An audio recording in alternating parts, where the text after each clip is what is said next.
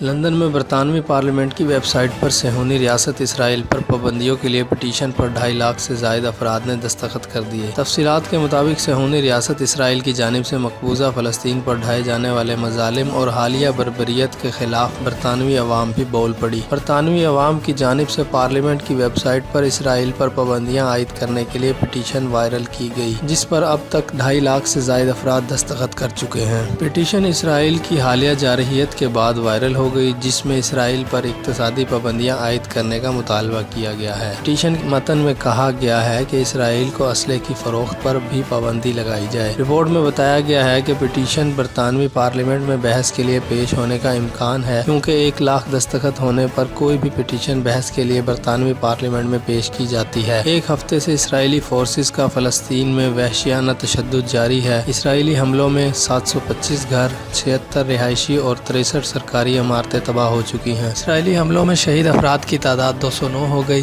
اور 1200 سے زائد افراد زخمی ہیں۔ عرب میڈیا کا بتانا ہے کہ اسرائیلی طیاروں نے کم از کم 70 حملے کیے۔ اسرائیلی میزائل انتہائی گنجان آباد ساحلی علاقوں میں گرے۔ مزید خبروں کے لیے اس چینل کو سبسکرائب کریں۔